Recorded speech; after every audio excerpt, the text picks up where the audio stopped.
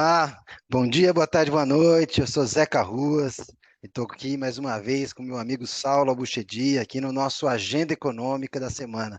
Saulo, vou te contar uma coisa. Saulo, ontem eu estava conversando com um aluno e eu comentei que a gente estava pensando em discutir um determinado assunto aqui, que eu vou segurar por momento, né? E ele falou: o mundo está caindo, né? A crise está chegando e vocês vão discutir esse assunto, vamos discutir a crise. E eu achei que era prudente. Eu acho que hoje é um bom dia, né? Hoje, exatamente hoje, as questões do Credit Suisse vieram à tona, né? Os riscos associados ao Credit Suisse, ainda que seja uma nuvem em cima dele, né? Já temos aí quase completando uma semana, né? No finalzinho da semana passada, da quebra do SVB, né? Que é o banco das empresas do Vale do Silício americano, né? Então, de fato, alguns sinais de, vou usar um termo estresse financeiro, né? Um termo que é muito usado em alguns círculos da finança, né? Estão expostos, né? Estão todos aparecendo, e que para nós que analisamos, né, as questões de ciclo e crise no capitalismo há muito tempo, não é uma grande surpresa, ainda que o timing dessas coisas a gente nunca saiba, né? Então, antes de começar, de passar a palavra para você, eu acho que tem uma coisa que todo mundo já falou, a imprensa inteira já falou, eu mesmo já escutei vários podcasts, jornais falando sobre a quebra do SVB, né? Mas é importante lembrá-los aqui. O SVB é um banco das empresas do Vale do Silício, né? Ou seja, ele captava recursos com essas empresas, né? E uma parte importante das suas aplicações estavam ligadas a títulos públicos americanos, que no momento em que as taxas de juros começaram a subir, o valor de mercado deles cai, né? Ou seja, o valor deles cai, dado que a remuneração dos juros aumenta como proporção, né? É, e muitas das empresas do Vale do Silício estão passando por dificuldades agora, né? Também isso é notório, né? Ao longo do período da pandemia fizeram muitos investimentos, tiveram projeções de crescimento, muitas delas frustradas. Algumas das empresas começaram a fazer saques. Esse banco precisou resgatar valores que estavam aplicados nesses títulos e teve perdas, né? Na verdade, você aplicou no valor quando o título estava alto, teve que resgatar esse valor quando eles estavam baixos, realizou uma perda bilionária. Muitas empresas começaram a sacar os seus recursos com medo e o banco quebrou, né? No fundo, né, o que aparece em quase todas as análises que eu vi e ouvi é de que o SVB é um banco muito pequeno, ou mesmo ele tendo um tamanho grande, um banco local, e que essa crise teria pouco contágio, de que o Banco Central acabou estendendo linhas para proteção, né, o fundo garantidor deles, né, o FDIC, né, garantiu os recursos para quem tinha aplicação no banco, ou seja, estancou o problema, mas, enfim, o problema parece que insiste em surgir por outros buracos, né? Então, eu queria, na verdade, passar a bola para você nesse ponto, né? Esse risco que nós estamos assistindo, de fato, é um caso isolado, né? Ou estamos de frente aí com um problema sistêmico e que certamente aparece de outras formas também. Salve, salve, Zeca, salve, salve todos e todas que estão nos ouvindo aqui. Eu acho que não é um caso isolado, né, Zeca? Apesar da possibilidade de contágio, né, especificamente a partir da crise do SVB ser baixa, né, a possibilidade de contágio, essa crise pode significar algo muito maior. E o que que isso pode significar? Pode significar uma fragilização financeira generalizada, não só nos Estados Unidos, mas também na Europa, como a gente viu hoje no caso do Credit Suisse, e inclusive no Brasil, como a gente vai conversar mais para frente. Antes, né, ali quando vamos voltar para 2008, achei interessante a gente voltar para 2008, só para a gente refletir sobre o seguinte ponto, né? Durante mais de 10 anos, né, o sistema financeiro, as pessoas que apostaram no sistema financeiro, perceberam uma certa abundância de liquidez. É claro, tem a pandemia no meio, mas a própria reação dos bancos centrais, tanto nos Estados Unidos quanto na Europa, né, foi de abundância de liquidez, de extrema liquidez, né, no sistema financeiro. Isso provocou uma valorização, um crescimento dos ativos financeiros, ações, preço de títulos, absurda nesses sistemas. Né? E o que acontece agora? Né? Recentemente, nos últimos meses, os bancos centrais dos países desenvolvidos, Estados Unidos, Europa, aumentaram suas taxas de juros, e isso causou, né, uma reversão desse processo de abundância da liquidez e, consequentemente, uma desvalorização dos ativos financeiros. Se a gente viu, nos últimos anos, nos últimos 10 anos ou mais, uma valorização dos ativos financeiros, o que a gente está vendo agora é um processo contrário de desvalorização desses ativos financeiros. E o que significa isso? Né? Significa que todos aqueles que apostaram e se alavancaram, ou seja, apostaram muito mais do que o seu patrimônio nessa valorização, né, poderão ter sérios problemas.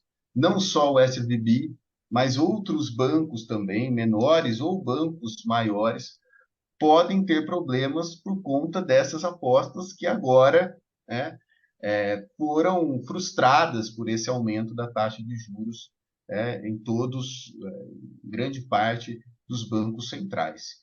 Certo? Então, não é só um problema do SVB, a tendência é a gente observar, né, problemas relacionados a essa desvalorização profunda, né, dos ativos financeiros, da riqueza financeira em todos os países, porque é sempre bom a gente ressaltar, né, que essa valorização nos mercados financeiros não fica restrita somente aos mercados financeiros, mas gera efeitos para outros mercados, para os mercados produtivos, para o nível de investimento produtivo, emprego, renda. Então, a partir do momento que a gente tem uma desvalorização dos ativos financeiros, nos mercados financeiros, isso também reverbera, se reflete, né, na economia real, como a gente chama, nos níveis de emprego e renda. Então, a gente vai observar, né, esses efeitos adversos em outras instituições financeiras, essa é a tendência, e também nas economias desenvolvidas e periféricas, como é o caso brasileiro. Sem dúvida. Eu acho que, enfim, o tema é longuíssimo, né? E a gente poderia certamente ficar horas e horas falando sobre esse tema, né? E não temos esse tema. Então, a gente, nesse tempo. Então, é importante tentar algumas sínteses. E, obviamente, de novo, eu sempre reforço: se vocês tiverem perguntas, enviem para a gente ali no Instagram, Mandem. enviem essas perguntas que a gente tenta responder, eventualmente, num evento, no próximo episódio, né? Mas é importante entender uma coisa, né? A organização do sistema financeiro, especialmente nos países centrais, especialmente nos grandes países ocidentais, ela perpassa toda a lógica macroeconômica, né? A riqueza das famílias, né? O gasto das famílias está atrelado com a sua riqueza, né? E essa riqueza vai se articular com o valor dos imóveis, né? Como ficou muito explícito na crise de 2008, né? E o Saulo mencionou uma coisa que é fundamental, né? O antídoto, vamos dizer assim, mais utilizado para a crise de 2008 foi a liquidez. O que é essa liquidez? O Saulo pode me completar depois, que é o grande especialista nesse assunto, né? Uma intervenção não convencional dos bancos centrais, uma redução intensa das taxas de juros dos bancos centrais, né? O não convencional vou deixar para você explicar para os nossos ouvintes e telespectadores depois, né? Mas, de fato, a forma como os bancos centrais passaram a agir nos mercados financeiros, né, para evitar a desvalorização dessa riqueza, portanto, uma crise muito profunda, né, que vai atingir o valor das casas, que vai atingir o valor dos carros, o valor dos negócios, atinge todo mundo na sociedade, né? Porque em geral as pessoas, deixa quebrar o sistema financeiro, deixa quebrar os bancos, como se fosse uma coisa separada do mundo em que a gente vive. E não é. É uma grande armadilha que a gente vive, e quando a gente observa a história econômica recente, isso fica muito explícito em todos os ciclos de valorização, de subida da taxa de juros americana, começando lá, não vou pegar do 79, vou pegar mais para frente, onde a financiarização já se instala, né? O governo Clinton fez uma elevação na taxa de juros, redundou numa crise em diversos países periféricos, na Ásia, no México, na Rússia, na Turquia, no Brasil e, por fim, na Argentina, né? Um ciclo de crises, né? Depois uma queda da taxa de juros nos anos 2000, que foi sucedida em 2006, em 2007, no final do governo Bush, por uma nova elevação na taxa de juros que antecede a crise de 2008. De lá para cá, as taxas de juros permaneceram baixas e, nesse momento, né, a aposta, né, se reitera. Uma colega mandou há pouco uma reportagem para mim do final do ano passado, da Christine Lagarde, apostando que o mundo deveria sim elevar suas taxas de juros, reduzir o crescimento econômico para conter a inflação. E, de novo, a mesma aposta de que seria possível o que eles chamam de soft landing, né, de fazer um pouso suave da economia, né, quando, na verdade, esse pouso suave quase nunca acontece. Né? Na maior parte dos casos, essas fragilidades que você mencionou, essas alavancagens excessivas, né, tornam vulneráveis uma parte do sistema financeiro que a gente nunca sabe qual é a priori. Né? E quando elas sempre aparecem como surpresa. Né? E, enfim, né, na crise de 2008, esses problemas começaram em 2007. Né, com o Northern Rock, né, enfim, a gente nunca sabe o que de fato está começando agora. Pode ser que a gente consiga empurrar adiante esse problema, né, mas, enfim, o problema se coloca novamente, né? Ele vai estar posto dessa maneira. Conta para a gente um pouquinho do que é a política não convencional e quais são os riscos de retirar essa política não convencional, Saulo. Bom, a liquidez, né? Liquidez é segurança. Eu sempre falo isso para os meus alunos. E quando eu falo de liquidez, eu estou falando do dinheiro, que é a expressão máxima da liquidez, a expressão máxima da segurança. É? E esse é o principal atributo desse ativo, que é o dinheiro. O que o dinheiro representa? Porque todos querem o dinheiro por ele mesmo, como eu falo, porque ele oferece a segurança de que o seu patrimônio, a sua riqueza não vai se desvalorizar. Né? Acho que esse é a principal mensagem para o ouvinte, mesmo aqueles e aquelas que não têm formação em economia, tenham essa dimensão do que é o dinheiro, do que é a liquidez. E quando eu falo que o Banco Central, o governo americano, né, o Banco Central Europeu, inundaram o mercado financeiro de liquidez, inundaram de dinheiro mesmo, né? E salvaram os grandes bancos por meio da compra de títulos públicos, que estavam no balanço e títulos privados também que estavam no balanço desses bancos, então trocaram títulos públicos e títulos privados, muitos deles duvidosos, por um ativo que é o dinheiro de extrema liquidez, que é a expressão da liquidez, extrema segurança, tornaram os balanços das instituições financeiras extremamente seguros e líquidos. E o que essas instituições fizeram com esse dinheiro, com essa liquidez? Especularam, né? Foram para os mercados especular, mercados nos países periféricos, ativos exóticos, ações, derivativos e todos os tipos de ativos financeiros mais arriscados, não só ativos seguros, mas também ativos arriscados. Esse tipo de política que o Banco Central americano e o Banco Central europeu fizeram, né, é uma chamada política não convencional. Por quê? Porque normalmente a política convencional, o instrumento convencional de política monetária que a gente chama é a taxa de juros. Então, quando vocês ouvem ali o Banco Central anunciar uma mudança na taxa Selic, na taxa básica de juros, ele está fazendo uma política convencional, que é regular a quantidade de dinheiro, uma parte dela, obviamente, por meio da taxa de juros. É uma maneira indireta. No pós-crise de 2008, o que os bancos centrais fizeram? Os bancos centrais tentaram controlar diretamente, né? Não por meio da taxa de juros, mas diretamente. Eles tentaram influenciar na quantidade de liquidez e de oferta de dinheiro na economia. E qual que foi a influência do Banco Central? Os bancos centrais começaram a influenciar, principalmente, no preço dos títulos públicos, né? Na expectativa de aumento do preço dos títulos públicos. Por que o SVB, por exemplo, apostou uma parte ali do seu balanço, dos seus ativos, colocou ali em títulos públicos? Porque havia uma perspectiva de ganho certo. Porque quem estava nesse mercado? O Banco Central, né? Comprando. Então, o Banco Central estimulava, pela sua própria ação, ao comprar títulos públicos, no mercado e dar dinheiro em troca, o Banco Central estimulava os outros agentes, inclusive o SVB e outros bancos, a comprarem também títulos públicos. Então, esse é o efeito da chamada política monetária não convencional. Claro que são várias linguagens aqui, economês, que eu estou falando, mas basicamente é isso. Pois é, pois é. E o que me preocupa nesse momento é que o contexto econômico e político não é dos mais fáceis, né? Eu acho que tem uma coisa que é importante, né, e que se assemelha um pouco com aquilo que a gente discutiu há alguns episódios atrás sobre a crise de crédito no Brasil, né, de que, enfim, tem uma lógica de combater uma inflação, né? Essa elevação das taxas de juros vem acompanhada da lógica de combate à inflação. Mas parte importante dessa inflação, especialmente na Europa, tem a ver também com a guerra, e, portanto, com fatores exógenos, vamos dizer assim, né? E não com um aquecimento econômico extraordinário.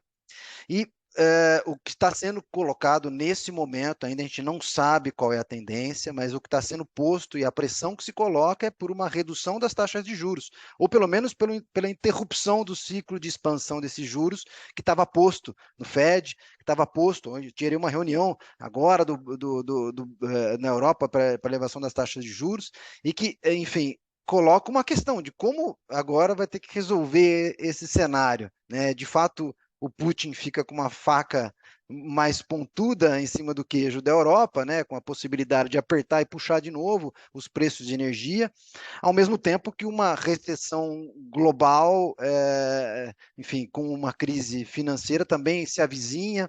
Enfim, é um cenário muito mais turbulento do que em outros momentos, né? Hoje de manhã eu estava olhando aqui as dívidas públicas com proporção do PIB, né? Enfim, que é um debate que de certa forma vai bater no Brasil também, e a gente vai voltar nisso em algum momento, né?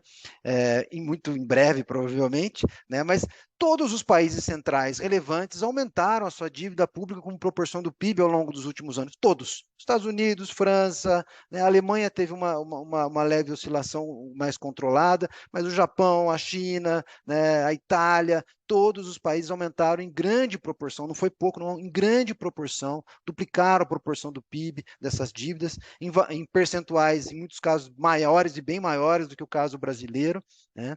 O que coloca uma pressão sobre eles dentro dessa lógica que a gente conhece, a lógica, né, tradicional, vamos dizer assim, da gestão de política econômica, de que os bancos centrais, de que os governos não podem mais fazer política fiscal, ou seja, tem que controlar gasto, porque se não controlar o gasto, a dívida PIB nunca vai se estabilizar.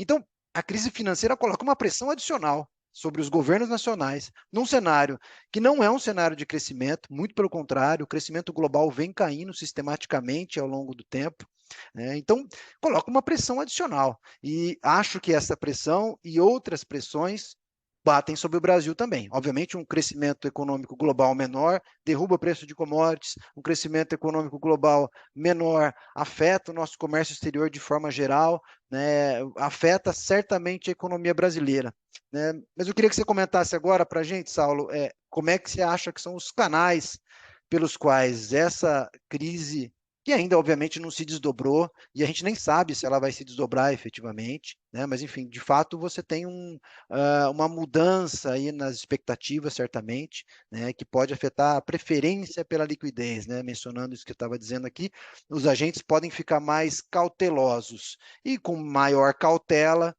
menor o crédito, menor a liquidez do sistema bancário privado, né? E, portanto, para a gente que discutiu aqui, né, com o sistema privado de crédito no Brasil se ampliou, né, ao longo dos últimos anos, certamente também tem uma contração. Mas, enfim, estou me antecipando aqui, conta para a gente como é que você acha que essa crise, ou essa eventual crise, pode bater no Brasil. Bom, o Brasil, de alguma maneira, ele já vive, de certa forma, os efeitos, como eu comentei no início, de um aumento da taxa de juros, né? Toda vez que há um aumento da taxa de juros, é interessante o pessoal ter essa ideia, né? Toda vez que há um aumento da taxa de juros, há uma desvalorização, né, da riqueza financeira, há queda na bolsa, há recessão, né? A atividade econômica sofre com o aumento da taxa de juros. Então, o aumento da taxa de juros provoca uma série de efeitos negativos. E a gente viu aqui no Brasil, no caso, a crise de crédito, né, ou a possível crise de crédito privado. Esse é um dos efeitos do aumento da taxa de juros, no caso brasileiro, né, principalmente quando a gente considera, a gente conversou sobre isso, quando considera empresas que, de alguma maneira, estavam envolvidas ou se beneficiaram de maneira expressiva com os ganhos financeiros, com as possibilidades de ganhos financeiros. Né? O Banco Central ele vai enfrentar um dilema, né, principalmente com esse crescimento, né, esse agravamento da crise financeira nos Estados Unidos e na Europa. Né? Porque, de alguma maneira, essa crise pode chegar de duas formas, né, para a nossa economia. A primeira é a questão do câmbio. Né? Então, a crise financeira nos Estados Unidos e na Europa significa uma preferência pela liquidez maior, como o Zeca comentou. Né? O que é essa preferência pela liquidez maior?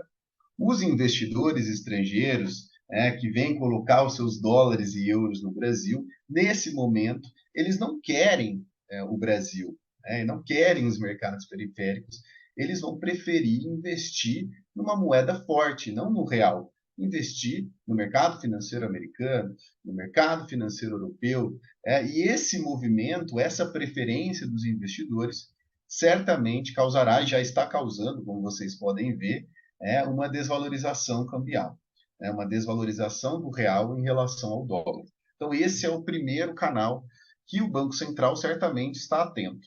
O outro canal, que é também muito grave, né, é o canal dos ativos, certo?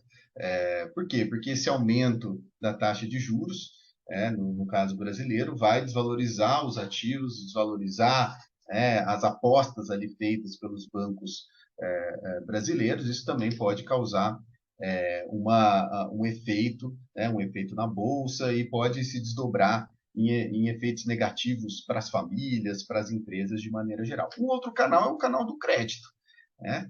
Porque um aumento da taxa de juros no Brasil, e a continuidade dessa taxa de juros em patamares elevados pode agravar a situação, né, de endividamento das empresas e das famílias, né, que já está num patamar quase que insustentável em muitos casos, né, e isso pode gerar efeitos deletérios, efeitos muito ruins sobre a economia.